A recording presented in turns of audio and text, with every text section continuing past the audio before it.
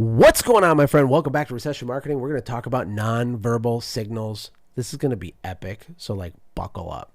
But it's also not complicated, really, which is exciting because I like the complicated stuff because there's so much money in it. This is kind of super epic and not that complicated. Think about it like this. Have you ever heard the quote that 80% of communication is nonverbal, right? Body language, the way you smell is a nonverbal signal, okay? If you're trying to get dates and you didn't do your deodorant, then that's a problem, right? It's working against you. So there's so many factors in our daily life, and there's so many signals all of us are sending out, and so many vibes and signals we're all receiving in from other people, from brands, from companies, from messaging and marketing. It's literally insane. You got to look at human beings as literal radio transmission towers and receivers. That's literally what we are.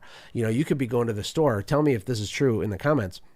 And you get the creep vibes from someone.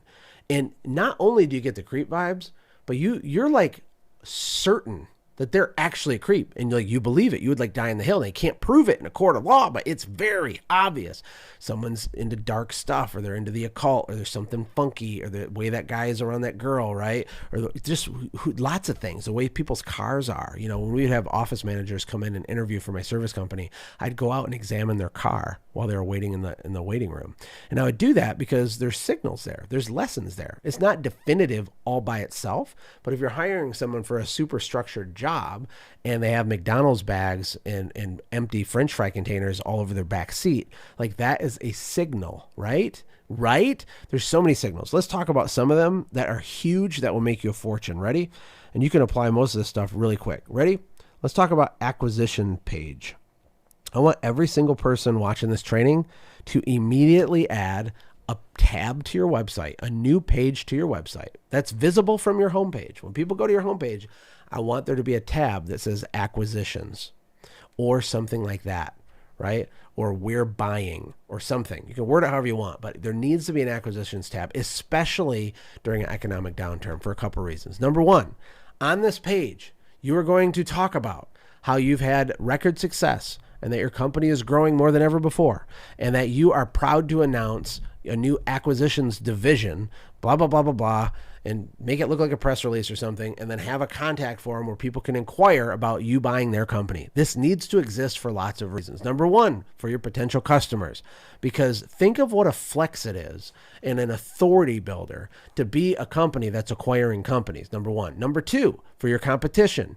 You got to understand that no one knows you're struggling unless you tell them. And if you're going to go on Facebook and be like, I suck and no one will give me money, that's not a great idea. Your customers are going to see that. Your competition's going to see it. It's going to embolden them. You got to do the opposite. You got to position yourself as if you're strong, even if you're weak. It's like Art of War 101, Sun Tzu, right?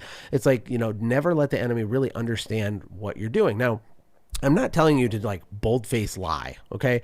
But here's the truth. You don't have to have money to buy another company. You don't have to have any money to buy another company. And maybe that breaks your brain. And maybe if you're really nice to me, I'll do a whole training on the ways you can buy companies with no money, because there's lots of them. And there's a difference between price and terms, the way you negotiate and due diligence and letters of intent. And there's a whole process to buying a company.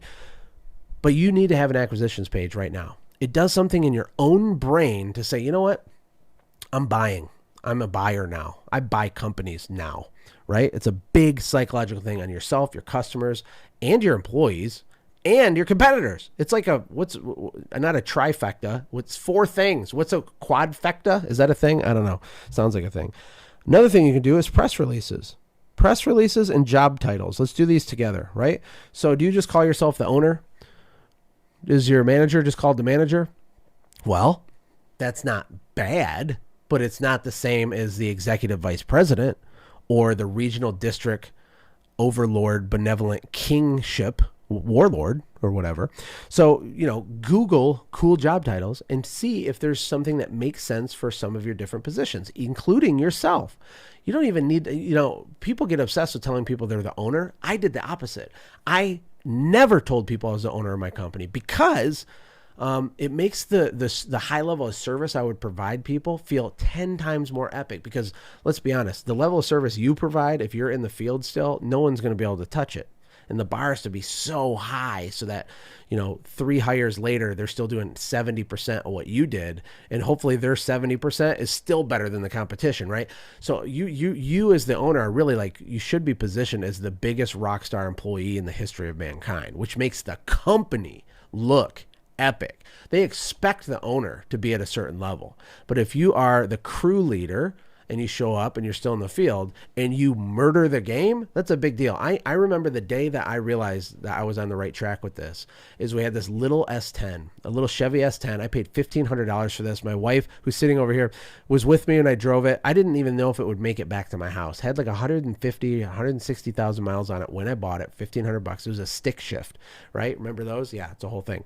And I get home and I'm like, I prayed, God, let this get home. The ironic thing is we had that truck for like 8 years and it still ran when I sold the company. Had holes in it and rust everywhere, but like it still ran. It was nothing ever broke in that truck. That was a powerful prayer. God answers prayers. Anyway, so where was I going with this? The press release, the job titles. Oh, yes. So I had that junky truck at the customer's house and the homeowner walks up. He's like, hey, Josh, can I point something out to you? He goes, man, you need to really talk to your boss about getting these tires fixed. Those are really unsafe. That's what he said to me. I'm the owner. He doesn't know I'm the owner. He said, Josh, you need to talk to your boss about getting those tires replaced because they were bald because I didn't have any money. But him saying that made my month, okay? Because that was a strategy. It's asymmetrical thinking, right? So anyway, job titles, change them and make them epic. Then do a press release about it. Do a press release about you promoting Billy from this thing to this thing. Do a press release that you've added the acquisitions tab on your website. Do a press release that there's some danger to homeowners that people need to be aware of and it's a public service announcement or whatever. There's 100 different things you can do. Press releases are free.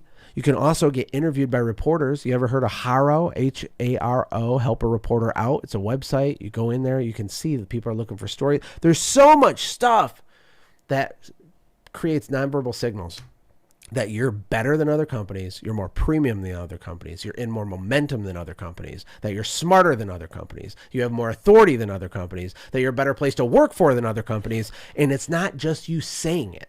It's all the nonverbal signals that are being told through all these other things that people aren't even consciously seeing, but they're getting the vibe that you are the real deal, right? Here's another one, truck number 5.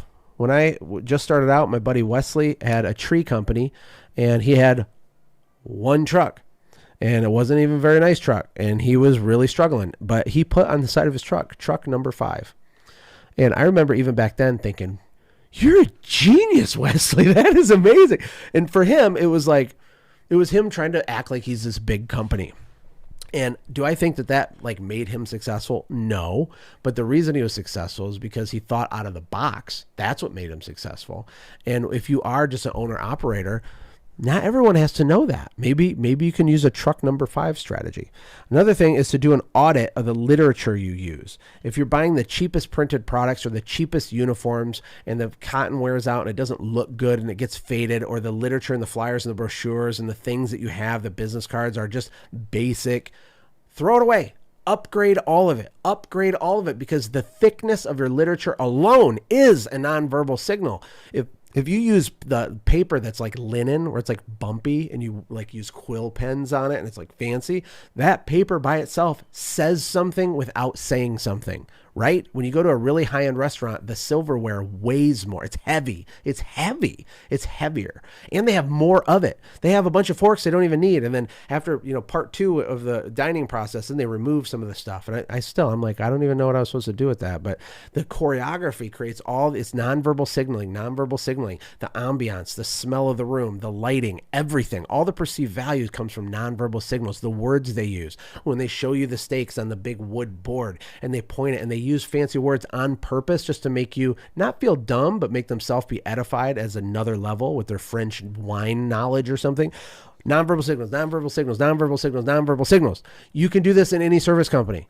You can quickly use a industry jargon and then correct yourself. Say, oh, sorry, my nerdy brain got a hold of me. Really, what that means, Mrs. Smith, is this, this, and this. Oh, the geocaspa magma is invaded and infested. It eats the crushed limestone in your shingle grit. But you know what?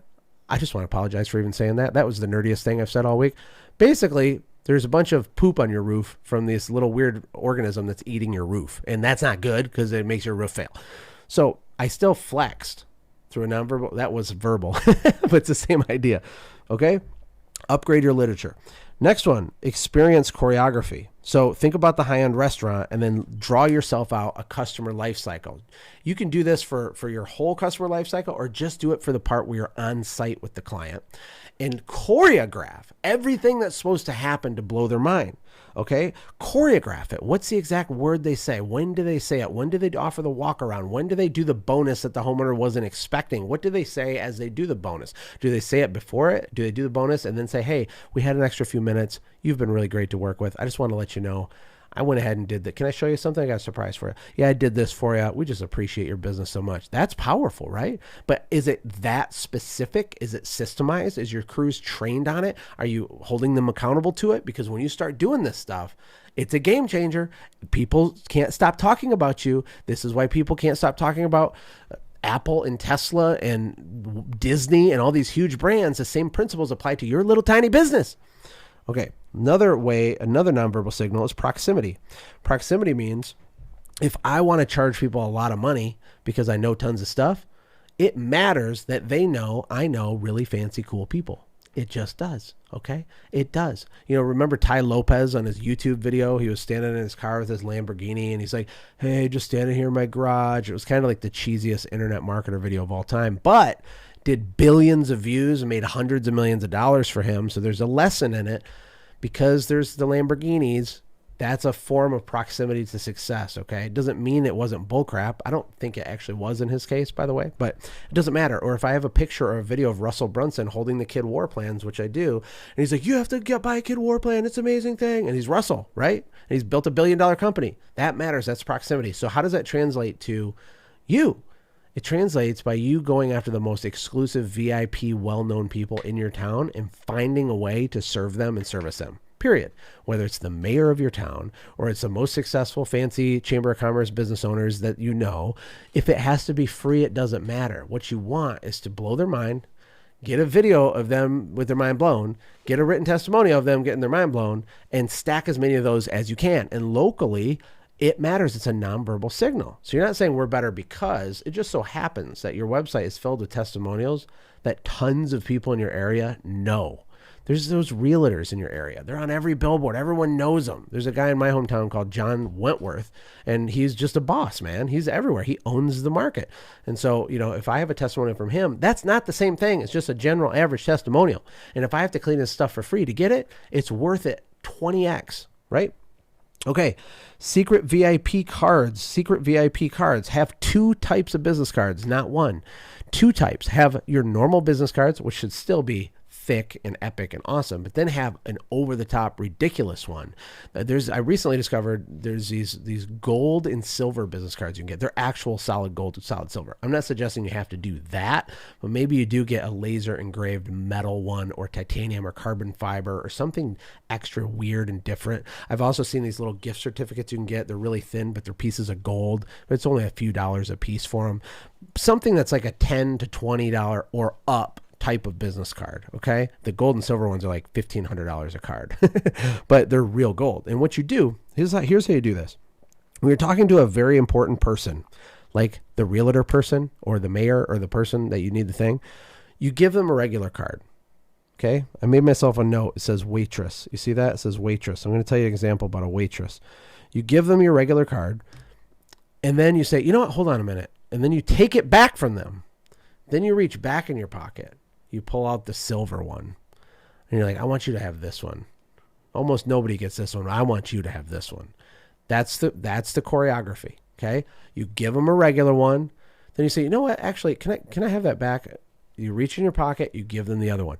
What's happening in their head is so powerful. It's like unforgettable. Okay.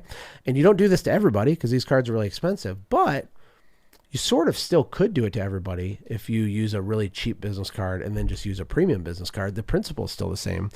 But what it does is it makes people feel super important and special. It makes them magnetized to you.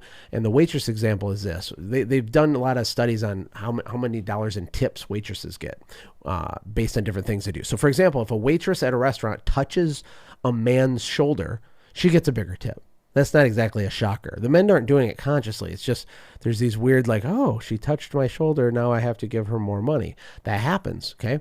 Another thing is if she gives you candy when she brings you the check, gives you candy, you get a tiny, tiny, tiny bit of an extra tip, but not much versus no candy. But if she brings you the check with your candy, turns around and leaves, stops, goes back, digs in for an extra handful of candy, plops that on top, winks at you and walks away, the tip goes through the roof like a rocket, right? Can you see why? This is what nonverbal signaling means. It's paying attention to the nuance of all this stuff. The way you sound, the way you look, the way you dress, your uniforms. I have on here Gucci. I'm not suggesting you get Gucci uniforms, but I am suggesting that people that know and people that care. I don't care. Lots of people do care. And when I wear my $1,000 shoes around, I have 2 different pairs that are like $1,000 shoes. And it's weird. It feels weird at first, but it like actually matters because it's like a dog whistle to certain people. The rest of the people don't even know. They don't even ask about it because they don't care. They didn't even know that they're $1,000 shoes. So maybe you do something with your uniforms or the belt buckles that people wear or anything. It's called a talking piece. My friend Bart Miller calls it a talking piece, a certain type of ring that your staff has, something that's curiosity. So a conversation starter of some kind is also a nonverbal signal. And then intentional imperfection. This has to do with your email sequences, your texting. When you're communicating with customers, stop trying to be perfect. Instead, try to be a human and make sure that a good portion of your email sequences look like a human wrote a message to another human, not I wrote a giant broadcast and sent it to 500 humans. You don't want it to look like that. Sometimes you can accomplish that by misspelling a word on purpose just so people will correct you. You see, the grammar Nazis and the Karens of the internet, if they correct you and you say, oh my gosh, I'm so embarrassed. Thank you so much. You're so smart that you caught that. They love you. Do you understand? Okay. We're trying to be perfect to make us look smart when we really want to give our customers opportunity to be more smart than us. It makes them trust us more, it humanizes us more, and it makes them feel like a genius. Can I get an amen? Send a link out that's broken on purpose in a really short email, right? People respond back, oh my gosh, it's been one of those days, Robbie. I am so sorry. Here's the link. Have a good one. These things make them like you more. Okay. And then, of course, words, scripts, and language, which I think we've kind of talked about. Just the words, the scripts, the language, the word butter, the proprietization of all the way that you are what you are and the way that you do what you do, the phrases you say, the alliteration, the rhyming, the silliness, all of it. How's your nonverbal signal game? Could you level it up?